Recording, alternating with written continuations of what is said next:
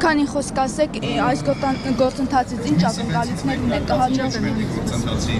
վարչապետի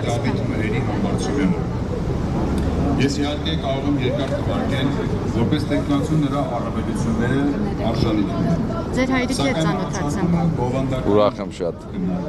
Տեխնացուի առաքելության նշանակությունը։ Ինչ եք կարծում, կհաջողվի անվստահության գործընթացը իրականացնել։ Անվստահության գործընթացը։ Մենք մի գործընթացի մեջ որ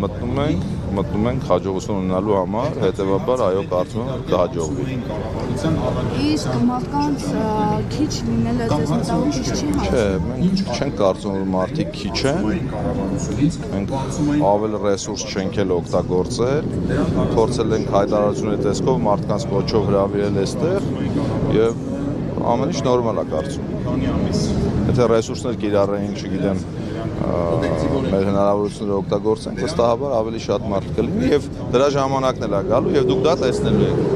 Իսկ Հայաստան դաշինքը այս պահին ձեզ աջակցում։ Ես այդ պահին հարցազրույց էի տալիս, չլսեցի,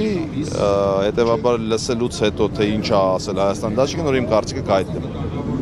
Իսկ ինչ եք կարծում, որ Հայաստան քաղբանտակյալների թիվը համարում եք, որ ավելանում է եւ այս գործընթացի ինչ քայլեր կհետևեն։ Տեսեք, եթե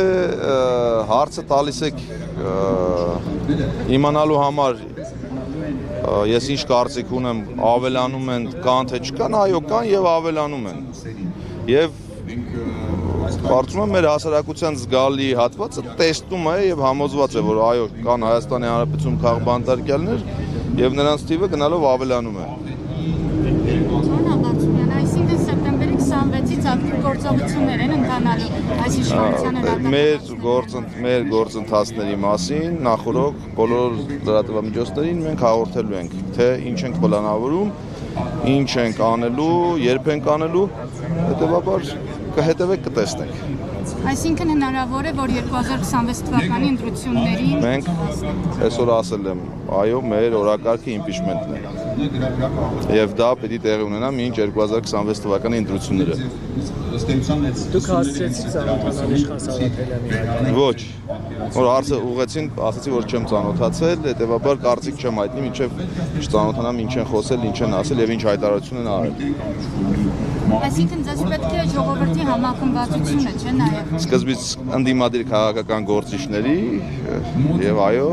մեր ժողովրդի եւ ժողովրդի համախմբվածություն առհասարակ է պետք ոչ միայն քաղաքական process-ների ժամանակ առօրյա կյանքում էլ է պետք է համախմբվածությունը բոլոր երկրում տեղի ունեցող գործընթացների ժամանակ էլ է պետք է համախմբվածությունը առհասարակ մեր երկրի ապագայի համար էլ է պետք ժողովրդի համախմբվածությունը ես միշտ ասել եմ երբ որ մենք համախմբված ենք լինում մենք միշտ հաղթանակներ ենք ունենում երբ որ պառակտվում ենք մասնատվում ենք մենք միշտ պարտություններ ենք ունենում հետեւաբար բոլոր գործընթացների ժամանակ միշտ պետք է մեր ժողովրդի համախմբվածությունը եւ արդար օգնությունների դες ենք շնորհակալ Մեկ հարց է։ Հարակյանում Վալոդիա Գրիգորյանի սպանությունը դուք քաղաքական Այսօր խոսել եմ Վալոդիա Գրիգորյանի իմ ընկերն է հաջորդ բոլոր ընտրությունները որոնց կազմակերպիչ հանդես է գալու շատ դաժան բան տեղի ունեցավ ինքս երկրին պիտանի մարդ էր ընտրական տրամաբանություն շատ ծրագրեր անկատար մնացին բայց ես այն մարդը չեմ որ 2018 թվականից չիմանալով ինչ որ կարծիքներ հայտնել թողեք թող քննությունը գնա կհասկանանք քաղաքական չէր անձնական չէր